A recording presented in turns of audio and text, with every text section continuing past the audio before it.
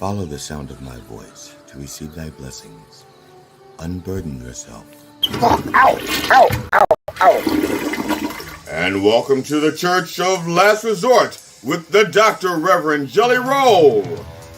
The Church of Last Resort, where your prayers are heard, your sins forgiven, and no matter what you believe, you won't believe this shit. And now, the Irreverent Reverend, the Dr. Reverend Jelly Roll. Good morning, brothers and sisters. I swear this is a beautiful, blessed day because I was expecting to be knee-deep in ice crystals this morning. When I woke up and saw that my grass was still green and my driveway was still dry, I said, praise somebody. I don't know who was in charge, probably the same Democrats that control the weather. They probably know that even though I'm not a Democrat, that I was kind of like rooting for him, and they said, well, let's not fuck up his driveway. You know, that's how it goes. You know, people who control the weather, you know, that's it. Your driveway stays dry, and mine is dry. They may not feel the same way by the end of the show. I could be knee deep in ice, but we'll see. Good morning, brothers and sisters. Today is February 9th. I almost said 19th. I don't know what the 19th is, but February 9th.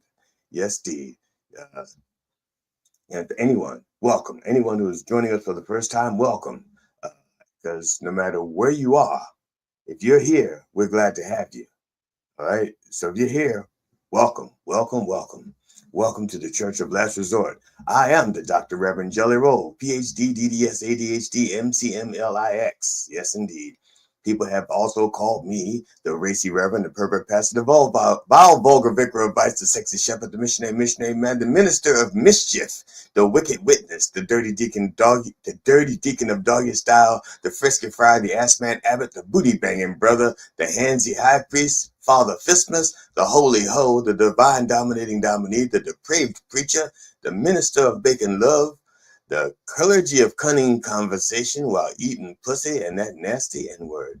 My favorite. That nasty N-word's my favorite because you have to have commitment to say that. The other stuff, you can say, hey, booty banging brother. No, that's just, just like, what's up?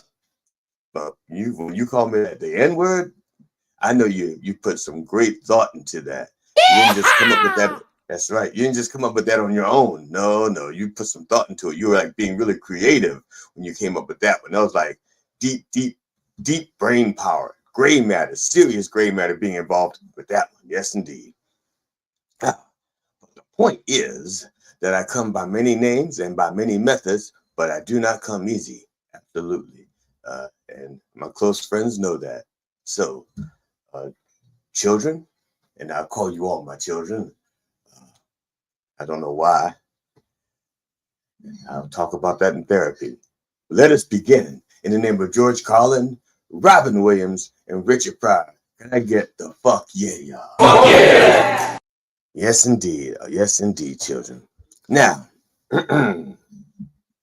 brothers and sisters, as always, we open up our hearts and our minds and our prayers, because this is the opening prayers, okay? It's the beginning.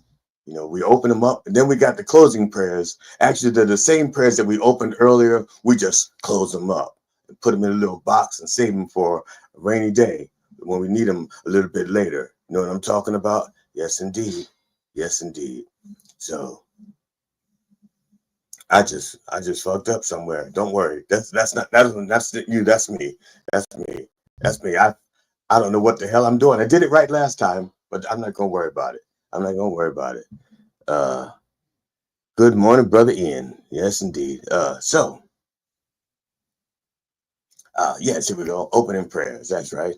If you or someone you know is in need of prayer by the Dr. Reverend Jelly Roll, that's me, please send your request for a prayer, healing, forgiveness, or any such bullshit requests to me at the Dr. Reverend Jelly Roll at gmail.com. And please, for your own sake, not mine, remember to spell roll with an E on the end. Otherwise, that other jelly roll, the other jelly rolls, not me, will hear your request and be all up in your shit, be in your business. You know what I'm talking about? You'll say like, dear Lord, you'll say like, Reverend, can you help me? My wife's been cheating on me. And I'll keep it secret. I won't tell anybody your wife's cheating on you. But that other jelly roll put it into a song. And next thing you know, it's the number one hit. And everybody knows your wife's been boning somebody else.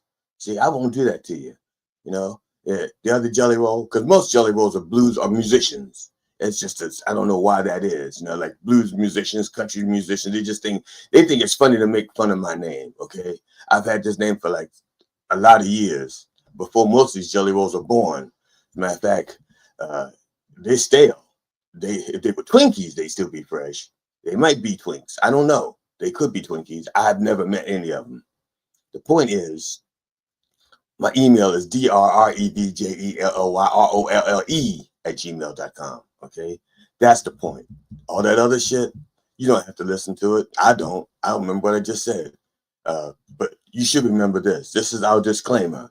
And this will save you a lot of trouble and a lot of money. Because if you try to sue me over this shit, I'm going to say, I gave you a disclaimer. Matter of fact, in the very beginning, there's a disclaimer. Our IT guy, was right there doing a disclaimer. And if you weren't listening or watching, that's your fault. I played it. But this is a second disclaimer. All right. While all prayers are heard, not all prayers are answered when we want them to be. Some loopholes and restrictions may apply. And I guess at one point we should say definitely apply, but we're going to say may apply because we don't know where you are. So please bow your head unless you are driving your car or your significant other. And if that is the case, just close your head. Close your head. Shit. Close your mind. Close your eyes and let Jesus do the driving for a while we pray. That's right. Dear Lord, please bless the spirit of Buddy Myers. Buddy Myers, man. That was one cool cat. One cool cat. I'm going to tell you about Buddy. Now, as like most ministers, when we do these things, we've never met the people, okay? Most of the times, we only meet the people whose lives they touched. And that's the case with me and Buddy. I've never met Buddy, but I met the lives that he's touched. And one in particular, Tom Myers, his person, okay? And because I never met Buddy, but Tom did because Tom used to take care of him, it was his cat, I copied this right off of Tom's Facebook page. So I'm going to read it like it is on his Facebook page, unless I fuck up. But that's not on him, that's on me, okay?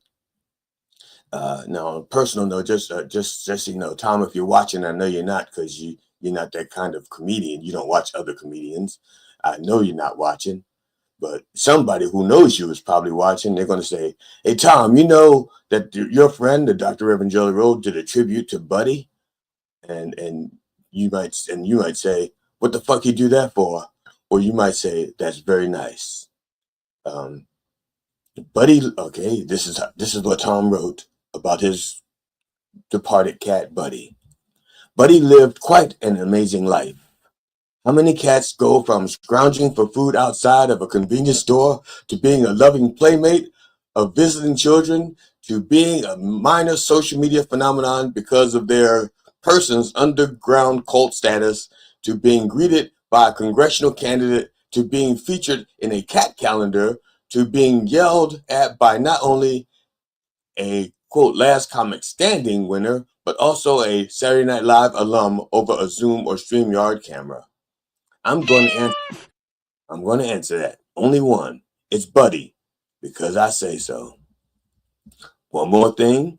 To anyone else who has lost a cat, the biggest thing you can do is ask them to show Buddy around for me. He never liked new surroundings, and after living in the same house for 16 years and 190 days, this will be tough for him as much as it is for me. Okay, one more thing. If you see a stray cat, don't be a dick to it, especially if it's a black cat. My experience shows that they don't bring bad luck. It probably just wants a home and some love and be as lucky as Buddy. Thank you for everything, Buddy. Have fun being in no pain, chasing mice and rodents, heckling birds, and begging whatever cat Dee you're pestering as a type this now for treats on a repetitive basis. That's right. Rest him. Now that it ended. That's it. That's all. Congratulations. Close quote. This is from me. Rest in peace, buddy. Can I get Tom Myers a new cat? Sounds like he needs some pussy. Sorry. This just in. Tom Myers has a new cat. His name is Mochi. Or Moochie. Mochi. Mochi. He adopted him, and he's 2.5 years old, and it's a beautiful little cat. 2.5 years old cat. He's already climbing on his leg, laying on it, taking naps on his lap. My cat, I've had for I don't know how many years, and she won't get on my lap. The other cat must have told her something. I don't know. So bless you, buddy. Thank you, Lord. And dear Lord, please, the chapstick got. I think I used caulking, not chapstick. My lips got stuck. All right, yeah.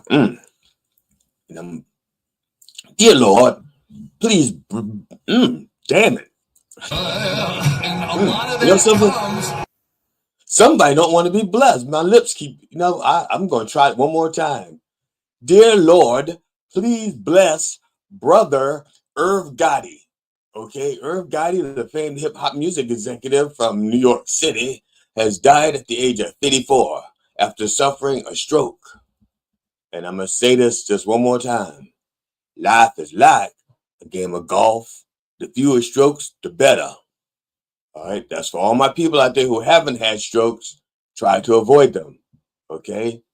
Because the fewer, the better. All right. His 3 children shared a message on his social media, writing, quote, "It is with heavy hearts that we announce the passing of our beloved father, Irv Gotti Lorenzo, on February 5th. Okay. Surrounded by family and friends. Okay, there we go again. The stroke didn't kill him. Okay, the stroke didn't kill him because it was family and friends. Because the stroke happened months ago. If the stroke was going to kill him, it should have killed him months ago. All right, but all of a sudden, his family and friends are surrounding him, and he dies. Yeah, that's what I'm talking about. See, all you people out there who have compromised health systems, stay away from your family and friends, okay? Because that'll be the last thing you see. I'm telling you, stay away from them. They're not good for you. They're almost like a cancer, family and friends. God bless America. Okay, Gotti, born Irving Domingo Lorenzo Jr., somebody had the nerve to have that name and pass it on to their kid? What the fuck? Okay, he was born in Queens. Got his start as a talent scout in the mid-1990s, bringing future superstars DMX and Jay-Z to Def Jam. Okay. He was the executive producer on DMX's debut album, and he co-founded the record label Murder Inc., which helped launch the careers of Ja Rule and Ashanti. Now you know who to blame. I know I blame him for that shit. Rest in peace, Gotti. Can I get a beat? All right, sorry. Not new with that rap shit. Okay. Dear Lord, please bless brother Jamie Utley. Okay, this is another one of the things where I did not know him. I know nothing about him. So I got this. These are Jamie's words, unless he had someone else write his website. Okay. But according to Jamie's website, Jamie Utley was born a beautiful, normal, healthy baby, and then things went wrong. Jamie's, okay, big whoop, all right? Okay, Jamie's comedy was based on him coming from a dysfunctional family. Well, who hasn't come from a dysfunctional? Man, we should just stop calling it dysfunctional. Just start calling it family. Because I don't know a family that doesn't have an issue. And if they all have issues, then issues are the norm. So stop fucking saying dysfunctional family. Just say, I came from a family. Everybody knows it was dysfunctional. By definition, family is from the Latin. Fucked up. Okay. Well, who hasn't? And it's also based on his relationships, being a single parent, staying sober in recovery, and male bonding. Sorry. Jamie Utley toured on the Monsters of Comedy with Ralphie May. I love Ralphie May, Ochin, and Jim Brewer, don't know who that is, and starred on Laughs on Fox. All right. I don't know what that is either. Rest in peace, Jamie. Can I get some of those gigs that you left in the wake, in the thing? The ones you didn't do. Can I get some of those? One or two. Not a lot. One or two. And dear Lord, please breath. There's these lips. It's almost like Mick Jagger got a hold of these lips. I can't do nothing. I can't get no satisfaction because these lips are just too fucking big this morning. Dear Lord, please bless brother John Sykes. John Sykes, the electrifying guitarist who rocked the world at legendary bands like Whitesnake, which sounds like a porn name, Thin Lizzy, another porn name, or Thin Lizzy, I don't know, died on January 20th. Yeah, I'm a little late on this one because I had so much death to deal with. I'm like, what the fuck? I can't deal with all this death at one time. Okay, he died after a major battle with cancer in the key of C. That's right. It's a major, C major battle. Fuck you. You try writing these things every week and staying fresh. People dying all the time. You trying to put a new spin on the same old thing, which is death. Fuck you. You do it. Okay. At least it wasn't Blue Murder. Okay. Yeah. Okay. If you know who John Sykes is, Blue Murder makes sense. All right. He was 65.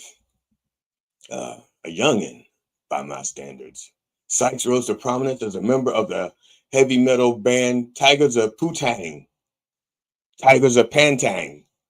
recording 2 albums with the band before departing in 1982. He later joined Thin Lizzy, and is credited with co-writing the single Cold Sweat on the band's 12th and final album, Thunder and Lightning.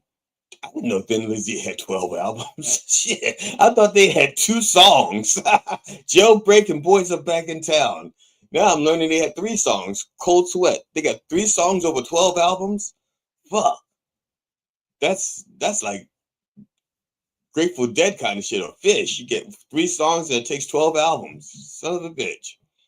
Okay, Sykes was then recruited by English hard rock band Whitesnake. He recorded guitar parts for their highly successful 1984 album Slide It In, and was heavily involved in the recording process for the band's 7th studio album, 1987, co-writing 9 songs on the album, including hits Is This Love and Still of the Night. Don't know what they are. Okay, I have no idea what they sound like. It's funny because I see Is This Love? And I go, Bob Marley. And then Still of the Night. I go, In the Still of the Night, you know, like the old 50 song. I'm sorry, I don't know what these songs are. Okay. However, due to disagreements with frontman David I'm going to say Coverdale because I don't know who these people are. It could be Coverdale or Cover Song, but no, it's definitely Dale. I'm going to say Coverdale. Coverdale. I'm going to say Coverdale because Coverdale doesn't sound like a name. Coverdale sounds like it could be a name. Let's try this again. However, due to a disagreement with frontman David, insert last name here, Sykes was fired from Whitesnake before the album's release in 1987. And then Sykes would go on to create his own band, Blue Murder. See, didn't kill him, formed a band with him, and performed as a member of the touring version of Thin Lizzy for over a decade. He also released 4 solo albums. Rest in peace, John. As far as guitars go, you had a plucking good run. Yeah.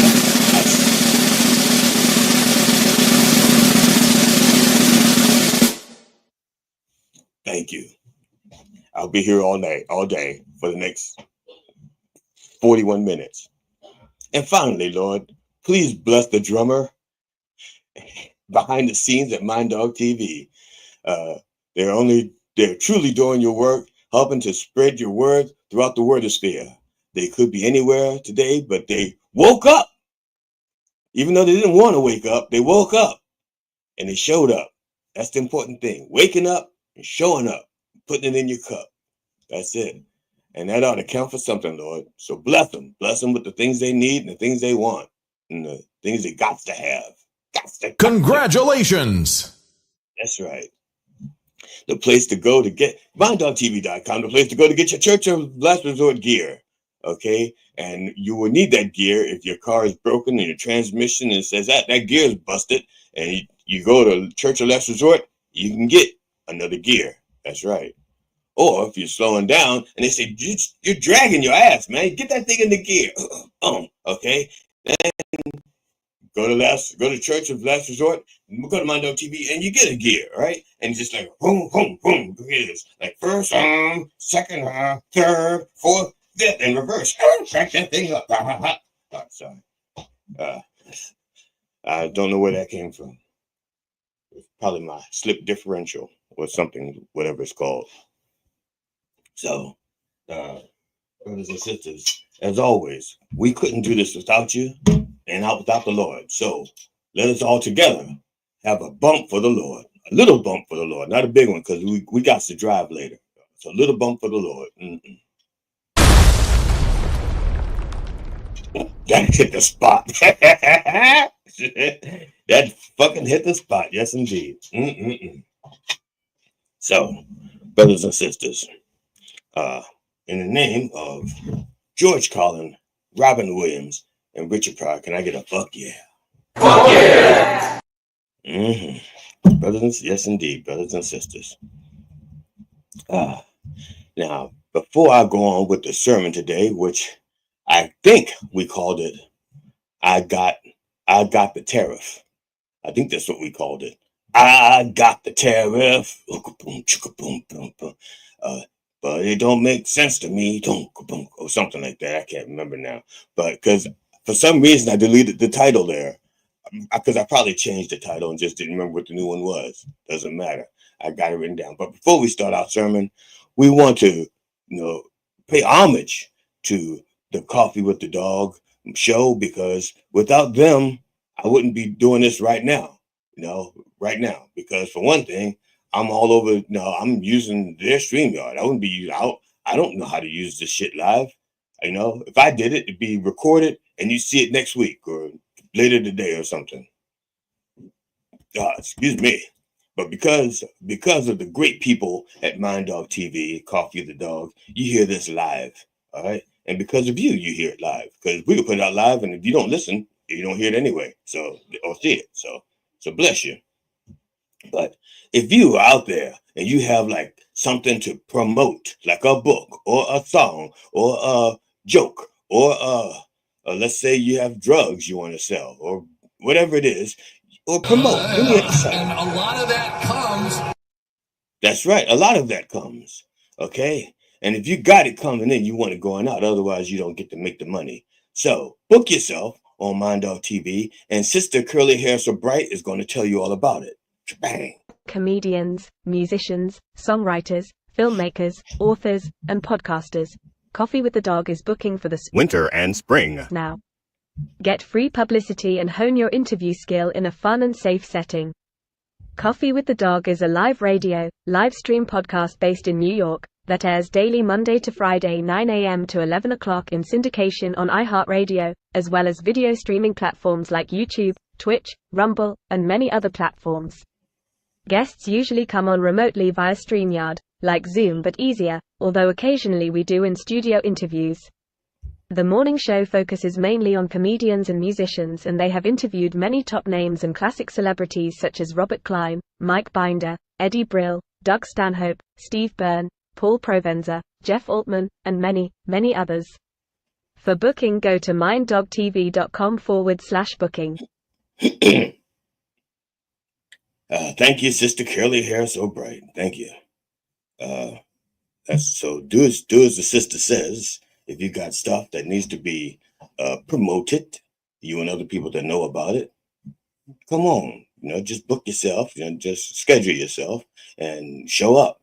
It's that simple. The hardest part is showing up, because I can't tell you how many people book themselves and go, "Oh, I didn't know 9. I'm booked for 9:15. Shit, that's 3:15 where I live. I can't do that." So be mindful of that kind of shit. Don't be wasting our time, because the people behind the scenes. You book yourself and they start doing research on you and shit, you know. They start cutting and pasting and looking things up, and they start, contacting back and forth, making sure everything is good, and sending you out emails, reminding you the next day, and all of a sudden you realize that there's a 6-hour time difference, and you can't get up at 3:15 in the morning or to do the show. That's ignorant, totally ignorant. Or as we say in my vernacular, ignorant. Because everybody knows on Sunday, I gets all my syllables right every Sunday. Now,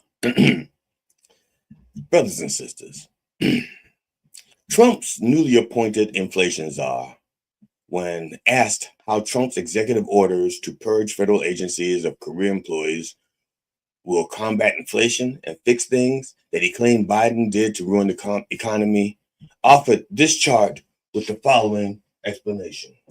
Okay, he said, he showed you this chart here about how what they're doing is going to, how the distractions, the vertical chart here, this is distractions, and over here is executive orders, and it shows how the egg prices are going down. Okay, it goes down as the distractions go down and executive orders go. You know something? See, be honest. For a brief second, you were actually fooled, right? Yeah, just for a moment, you were fooled. Do you really think that Trump was that organized, that he'd actually have a plan and a chart? No, there is no inflation czar. There is no plan to combat inflation. And if you voted for Trump thinking that his priority was you, then the yoke's on you. You have egg on your face. Because Trumpty Dumpty is just a shell of a man with a shell of a plan. Sorry, no, a concept of a plan. Emphasis on con. That's right. But inflation czar sounded believable, didn't it? Because if you want to you can make almost anything sound like Trump said it. All you do is you ramble a little bit, throw in a little nonsense, add a Nazi reference like czar, and reference, a Nazi reference, and then bing, bang, bong, you've got it. You got a Trumpism, your very own Trumpism. You don't even have to listen to him to get one. You can just make one up. And the thing is, nobody could fucking tell because the man is not all there. He's all over the place, but he's not all there. Now, just this week, Trump evicted former Admiral Fagan from her home with 3 hours notice after she was given 60 days to move. Okay, he had already fired her. He fired her like on January 20th, 20 minutes into his job. He fired her because it was easy to fire her. One, she was a woman, and he could say it was DEI. And two, she was the admiral of the Coast Guard, not one of the four major branches. And he said, nobody gives a fuck about the Coast Guard, and we can send a message. And that's what he did. Okay, and also he hates women because most of the time when he got in trouble, it's because of women, but he blames them anyway. So he had already fired her, and she was given 60 days to vacate. Now let's see how that works out. She got fired on January 20th, and she has 60 days to vacate. So she should have till what? Mid-March? Nope. Motherfucker had her evicted with guards with 3 hours notice. He had already fired her. She had 60 days to vacate, and he had her forcibly removed from her home while her name is still on the lease. That's right. Her name is still on the lease, but she can't live there. That's petty. That's petty. That is petty. Trump is so fucking petty. In fact, Trump is so fucking petty that Secretary of Pretense, Pete Hegseth, is replacing the rank of petty officer with the rank of Trump. That's it. That's no more petty officer. You're just a Trump. That's how fucking petty he is. Trump also did his best to cut the U.S. he cut the U.S. aid personnel from over 10,000 people to 611 people. And I know G.D. Fenderson reported 290 people on Friday when he did it. That's because that was a number that everybody had. Everybody had that number 290. It's actually 611 people he kept. Okay, 611 people to do what over 10,000 people were doing. Okay, I guess Trump is going to replace those nearly 10,000 people with contractors so that he won't have to give benefits and he can stiff them like he stiffs every other contractor. Okay, I'm gonna tell you something. I'm gonna tell you something about white people. Not all white people, but just the ones Trump's like. Okay, I don't care how good those 611 white people are, because we know those are the ones he kept. Because he has a problem with DEI. Okay, and in his mind, DEI means people of color. He doesn't understand what DEI actually means and what it does. He just doesn't like the way it sounds. Okay, so it doesn't matter how great these 611 white people are, they cannot do the job of 10,000 people. All right, Trump is a fucking idiot. I have been the best president for the black population. Maybe the black population of Mar-a-Lago, maybe. Okay, but farmers and Big Pharma are both pissed because USAID purchased billions of dollars of products from U.S. farmers and pharmaceuticals to send to countries in need.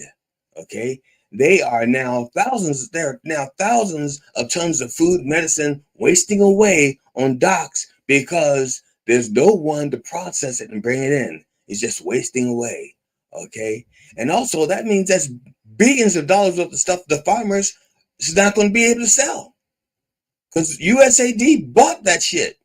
Okay, USAID bought the drugs from pharmaceuticals. Now they got to make up that money somewhere else. And you know what they're probably going to, how are they going to get it? Well, the last time Trump fucked over the farmers, he had to give them some kind of stimulus package. In his first term, he did put a tariff on, who the fuck was it then? I don't know, probably China, and on steel and stuff like that. And guess what? China says, well, we're not buying your grain. We won't buy your grain. And so the farmers are going, fuck, we sell a lot of grain to China. You stupid fuck. Why would you do that to us? And Trump goes, oh, don't worry, I'll give you money. That money don't solve it because they still got all that fucking grain. Okay? All that grain is going to fucking waste. What should have happened was with all that grain out there that nobody was buying, the price of bread should have gone down to 12 cents a loaf because they had all that extra grain, but that's not how it works. They don't bring the prices down. They just find some way to keep them up. All right. So Trump and President non-elect Musk's idea of government efficiency is to efficiently create waste. That's right. They efficiently create waste. Let me say that again. Sorry. Whew. Yeah. Trump and President non-elect Musk's idea of government efficiency is to efficiently create waste. That's right. Now, a federal judge has placed a hold on it, but Trump is still blocking Congress out of federal buildings that they okayed the funding for, and which they have oversight. But Trump's got guards out there saying, no, Congress, you can't go in. And I saw a congressman just last night, that the black guy from Florida, what's his name, Byron Donalds, fucking puppet, disgrace. He's a fucking disgrace. And if I wasn't a decent human being, I'd say that fucking nigger. I would, but that's not my style. I'm not going to do that. But you know what I'm talking about. Every fucking chance he gets, he goes right up Trump's ass. And the thing is, he's a smart man. He's a very smart man. But he's got dumb ideologies and dumb ambitions. And because of that, he twists himself into all kinds of knots. He twists himself in all kinds of knots to make sense out of things that don't make sense. And you can watch it. And then he smiles just like this. Just like that. But he'd sit there and he'll say, Trump's doing a good job. And you'd ask him, you could say, do you think Trump should, there's a guy that is up for a cabinet position. And he posted, I was racist before racist was cool and shit like that. And so they ask him, do you think he should be get nominated. He goes, well, Trump has an agenda and he was elected by the people to do that agenda, and so he has that right. What the fuck is wrong with that man? It's like, and then they pressed him and he goes, well, no, he wouldn't be my choice. And since he's a member of Congress, he can say, well, but it's not my job to confirm. That's the Senate. That's not my thing. See, he backs out. He's smart enough to know that. Like I say, he's a smart man, but he's just overly ambitious. And he's ambitious to the point where he'll just lie, cheat, and steal to get what he wants. And he wants to be governor of Florida. But then what choices do they fucking have? So far, the three most popular people running for governor of Florida, or will be running, are Byron Donalds, DeSantis' wife, and Matt Gaetz. Those are the three top runners. What the fuck? Florida, you have no hope. Succeed now. Leave. Don't or find somebody else. Hopefully there's somebody near the bottom of the barrel or that you can do something with. Not those three people. My God. Florida, wake the fuck up. I know you're shaped like a dick, but don't vote like one. Lord have mercy.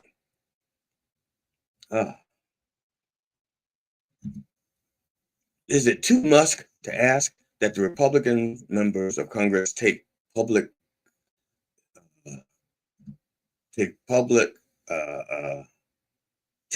stance as opposed to public humiliation? Let me try that again in English. Is it too much to ask that the Republican members of Congress take a public stance instead of public humiliation? Trump is saying, fuck all of you, fuck your jobs. This is a unitary executive. I don't need you guys. All right. Trump levied tariffs on Canada, Mexico, and China. And then the stock market took a dive and a shit on Trump's great idea. So Trump immediately rescinded his executive order moving the tariffs on Canada and Mexico, postponing them for 30 days after getting nothing new in return. Nothing new.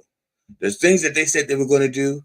They had already said they were going to do them under Biden. Those things are already in the works.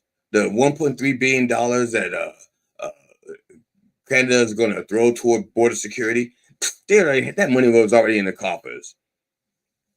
The 10,000 troops that Mexico is going to put on the border to help stem the tide of illegal immigration or people seeking asylum, however you want to word it, doesn't matter. That was already in the works. So Trump got nothing. Okay, Trump really knows how to bargain, doesn't he? If you bargains, because he doesn't get any gains out of it. Every fucking thing he does is a loss. Somehow, but I know somehow he's making money underneath of it. That's just it. Because everything he does is all about him and making money. You know, it's like the song says, I got the tariff, even though we know it makes no sense.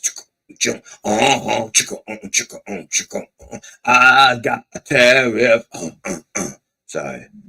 Once the song gets stuck in my head, it's there for until it's done. Now, I can tell you all about tariffs. I know a little bit about tariffs. They're okay. People say, well, okay, let's just tariffs basically. Okay, they're short-term solution to long-term problems. Okay, and tariffs are basically primarily used to control and regulate the flow of goods across international borders. All right, now, as opposed to taxes, and that's just it. The Republicans say they hate taxes, so they call them other things. They call them fees and stuff, but they don't call them taxes. Taxes are primarily served to finance the government expenditures, okay, including public services and infrastructure. All right, yes, I read that, even though I do know that because, oddly enough, I'm not opposed to tariffs. I'm opposed to stupidity. Okay, there's like all kinds of tariffs. There's there's what they call the ad valorem tariff, which is a percentage-based tariff applied to an item value, like let's say 10% of a car's price, for example, something like that. Specific when you mix the amount per unit, regardless of the item's price, such as $5 per kilogram of imported cheese. Okay, a rate quota, lower tariffs that apply up to a certain amount, a certain import limit, and then trigger an increase after the quota is exceeded. Okay, so let's say you say, all right, China, you can send us 1,000 cars. We'll buy 1,000 cars, and China sends 1,050. Well, those last 50 get the tariff, not the first 1,000. Okay, you got that? All right, good. And then there's a blanket tariff, which is what Trump is a fan of. That's a single tariff rate that applies across all imported goods from a specific country. And it doesn't matter what the fuck it is, okay? And like I said, Trump's an idiot. I'm not opposed to tariffs. I'm opposed to stupidity, okay? And Trump is like the poster child of stupidity. Okay, Trump went as far as to tell the USPS to stop them, barring them from accepting parcels from China. Only the next day or two, then Trump rescinds that order, okay? So the U.S. Postal Service can resume accepting parcels from mainland China and Hong Kong. All right, Drumpf, that's his real name, before he changed it. Drumpf has no idea what he's doing. He is the epitome of 100 monkeys with typewriters and paper trying to write a book. Only, in this case, they're writing executive orders. He's got 100 monkeys writing executive orders and hoping something makes sense. Trump threatened to take over Gaza. He wants to class the place up. He wants to make it the Rio de Janeiro of the Middle East. Like he even knows what the fuck that means. You know, that's the problem. He hears things out there, and then like a squirrel, he puts the nuts in his mouth. You know, like a squirrel finds a bunch of nuts, and he puts them in his mouth, and he just needs something to do with them. You know, it's like, where am I going to put these nuts? They're all in my mouth right now. I can't swallow, and I can't chew, and I can't spit. I got to do something with all these nuts in my mouth. And that's how Trump is when he hears shit with random words and phrases. He just puts them all in there, and then he just spews them out because he can't hold them forever, and they just fall out one nut at a time. And so Trump thinks he wants to classy the place up and put in a bunch of 5-star resorts and shit. You know, Trump's idea of classy would be like putting up, you know, he says he's going to put in a 5-star restaurant, and that 5-star restaurant would be a Five Guys Burgers. No offense to Five Guys. Okay, but here's the worst part. Some things we're doing to ourselves. The NFL removed the words "end racism" from the end zones at Caesars Superdome for the Super Bowl. All right. And say a little prayer for people who are betting on the Super Bowl. May your team win, no matter who you are. Unless you're voting against the Chiefs, then fuck you.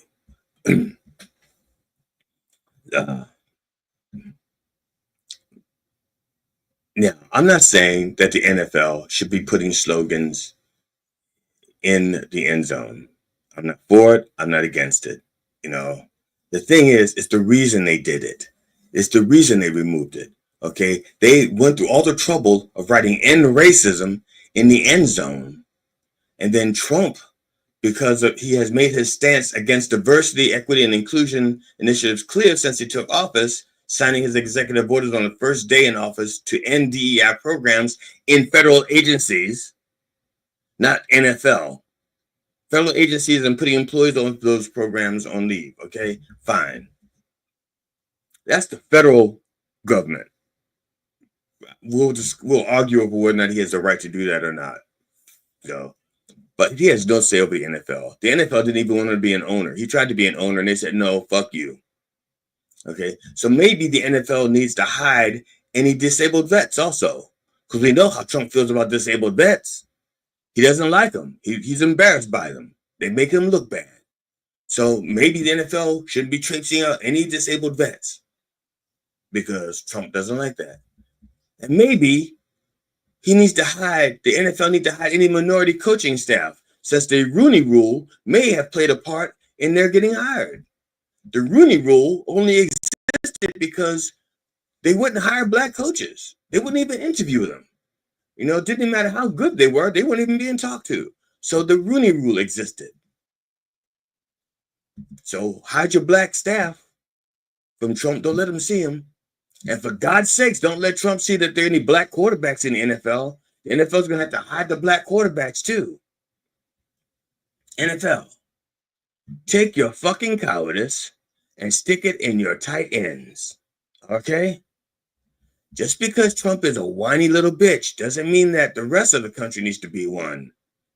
And our representatives, be it in sport or in politics, shouldn't be either. Okay? Grow some fucking spines. Now, Susan Collins famously said that Trump has learned his lesson. His lesson is that Susan Collins and people like her are fucking morons. Okay, people of Maine, don't be like Florida. Okay, please get rid of Susan Collins. You may lose Senate seniority, but you will gain a senator with a spine who will represent you and uphold the Constitution and not bend over backwards to do stupid shit and say, I think he learned his lesson. I think Trump learned his lesson.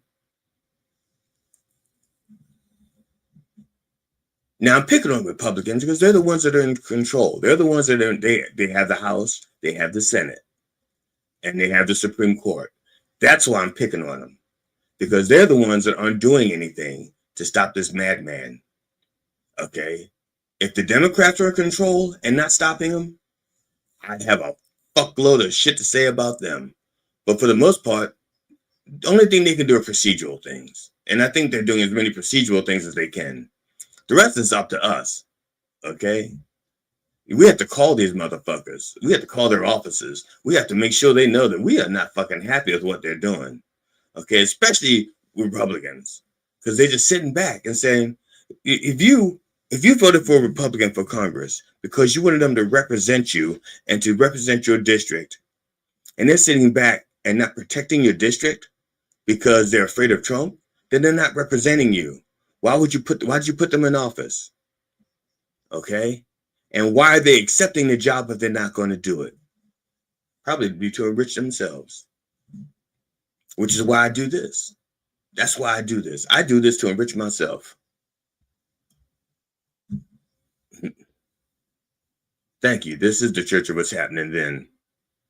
That's right. Now, like I said, it's not just Susan Collins. It's 99.5% of the GOP.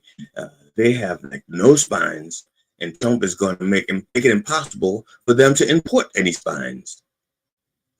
So they're going to have to grow some. Soy farmers, since USAID is not buying your crops, maybe you can rework your soil and grow some spines for domestic purposes. And it doesn't have to be organic. It can be GMO. The thing is, they need a spine right now, and we can't be picky over if it's organic or GMO. Okay, just no DEI, not yet. It would be like the episode of Oz when that dentist put that was an Asif. No, I can't remember. I can't remember the guy who played the dentist, but I think he played a Pakistani dentist in a prison of Oz, and he had to do a transplant, a gum transplant, and he transplanted. He put African American gums in an Aryan brother's mouth.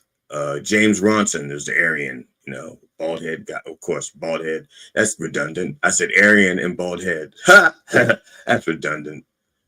So he put the African American gums in the Aryan's mouth, and then told him afterwards, after he admired his smile, going, "Hey, my gum diseases are gone. Look at that."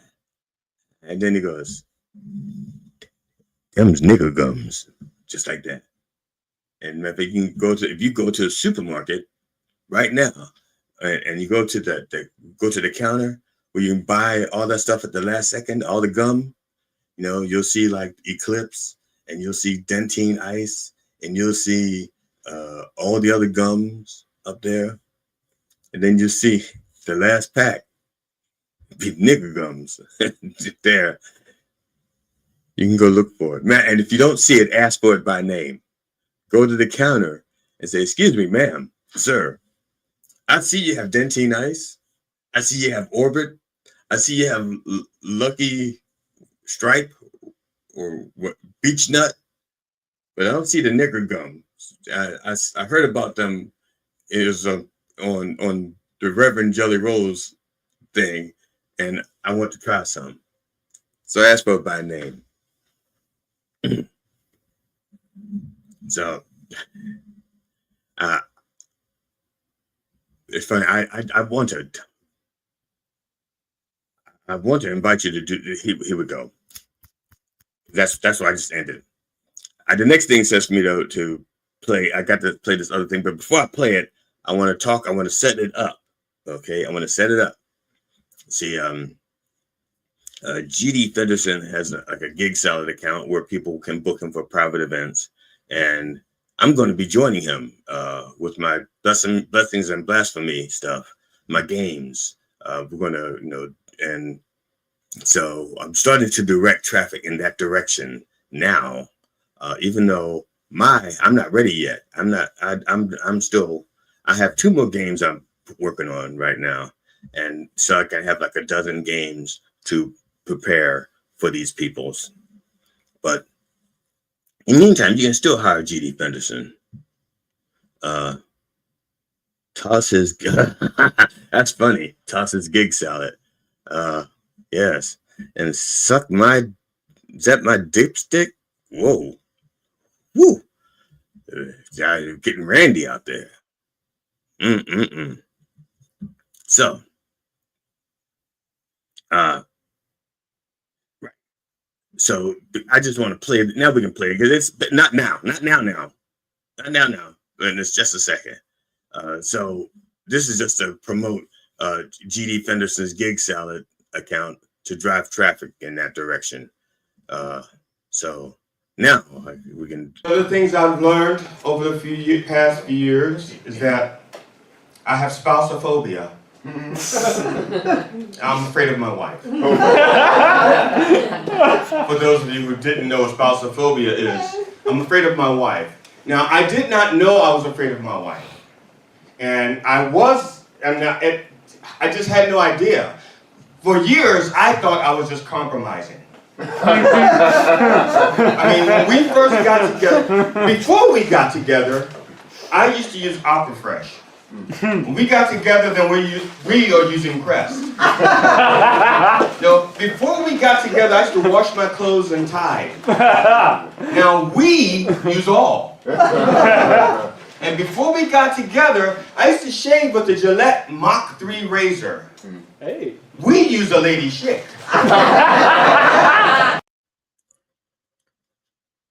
Yeah, that's a small sampling. You can't do it. What can you do with 90 seconds? What can you do with 90 seconds? That's just a problem. When you're a storyteller like GD Fenderson and you're trying to find a 90-second clip that makes sense, but it's good. It's funny. I like that. That made me laugh. I mean, what man doesn't have spousophobia? See, that's just it. If they either you have it and you admit it, or you have it and you're afraid to admit it, and that's another phobia. That's spousophobia. You're afraid to admit you have spousophobia. Now, this week coming up is, today's the 9th. So Friday is Valentine's Day. Okay, Friday is Valentine's Day. I hope, if you're celebrating it, that you've got your plans together. Because here's the deal. See, this is what happens. I'm going to try to save you some trouble. Valentine's Day is every year on February 14th. All right? Some people, their strategy, there are 2 strategies. They plan to meet somebody. Like right now, there's a single guy or a single woman out there, and then they see somebody that they want to ask out, and they're going to wait until Valentine's Day to do it. Because if they do it on the 12th or the 13th, they may have to buy a Valentine's Day gift if they say yes. So they say, no, I'll wait to the 14th. And then there's people whose relationships are kind of shaky, and they're like on the 9th, 10th, or 11th, they're going to break up with that person so they don't have to buy a gift on the 14th. Okay, that's a different group. Then there are people who are in relationships, and you know damn well you're not going anywhere. You know damn well a month ago that you weren't going to be leaving or gone by the 14th, or they weren't going to be gone by the 14th, unless they're in hospice. Then it's shaky. That's a different thing. But even still, assume they're going to be around. Talk to the staff. They know how long they got. And February 14th, like I said, it's not a surprise. It comes every year. So you know how much money you have. You do. You know how much money you have. And if you wanted to buy something for them that you know is a little bit outside your budget, plan ahead. Put the money aside. Okay, put the money aside. And so when February 14th comes, you can buy that big gift, and it didn't sting as much as if you waited till like the 13th and go, holy shit, I got to get a gift for tomorrow. I don't have time to think about what she really wants, so I'm going to go really expensive. That way, if she doesn't want it, she'll see how expensive it is, and she won't be a dick about it, or he won't be a dick about it, because they know I spent a lot of money on this instead of something thoughtful. All right, get to know the person you're with, because some people don't want expensive shit. Some people really want just something nice to know that you know what they like. Okay, for example, my wife Amona, she loves seafood. She loves Shakespeare. She loves seafood and Shakespeare. All right. So if I was the thoughtful type, which I'm not, but if I were the thoughtful type, I'd say on the 14th, honey, I'm taking you to go see the Shakespeare play, King Poseidon, because I know how you like seafood and Shakespeare, or King Octopus, or Princess, whatever that is, with the crab thing. You know, now my wife's not going to be here on the 14th. Her and GD's wife Carol and their other friend Karen, they're going to be in Europe. They're leaving for Europe, so they won't be here for Valentine's Day. So we celebrated Valentine's Day yesterday and today. You know, that's how just to but we knew this in advance. Okay, we knew Valentine's Day was going to be on the 14th. We knew she wasn't going to be here, and we said, okay, we can wait until the 28th to celebrate Valentine's Day, or we can celebrate it on the 8th and 9th. See? And we said, let's do it on the 8th and 9th. We went out to dinner, had lunch, yes, a brunch, had a nice little brunch, had a few drinks, a little conversation.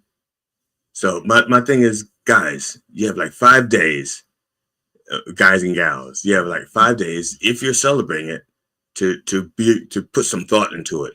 Don't wait until the 13th and buy half off candy, half off flowers, and then half off opportunities to try to get it right on the 14th. All right, I'm just saying, put some thought into it. Do it right, and do it right now. I just saw my hand go up like this 30 seconds after I did this. It kind of, why am I waving at myself? There we go. So, on behalf of the Church of Last Resort and the entire, matter of fact, if I do this prayer now, I'm going to have like 30 seconds left over, and I don't know, I'll be staring like this for 30 seconds because I will run out of prayer, but I still have more time.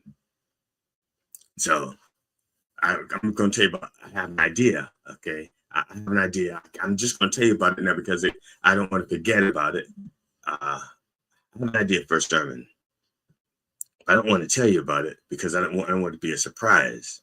But what do you think of us discussing? Oh, damn, out of time. There you go, 9:59, and I can do it now. I'll talk about it later, okay? On behalf of the Church of Last Resort and the entire Roll family, my wife, Amona, who's going to be going to Europe, let us all pray for her safe return from Europe. Or if she dies, let it be on the plane or the boat so that I get a huge ass settlement. But let's do the first option, that she comes back safely. Let's do that, okay?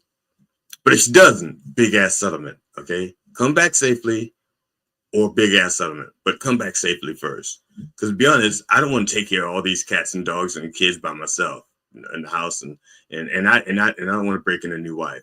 I love my wife. We've been together for a long time. I don't want to break in another one, and I'm sure she feels the same way about me. She doesn't want to break in another wife. My kids, Cinnamon, Jelly Jr., our cat Tootsie, our dog Stop Dropping. I wish you safe travels, and I hope you will join us next week at 9 a.m. Eastern Orthodox Time on Mind Dog TV and everywhere that our word is heard. So, brothers and sisters, in the name of George Carlin, Robin Williams, and Richard Pryor, can I get a fuck yeah? Fuck yeah! Thank you for watching. Thank you. Thank you, thank you, thank you.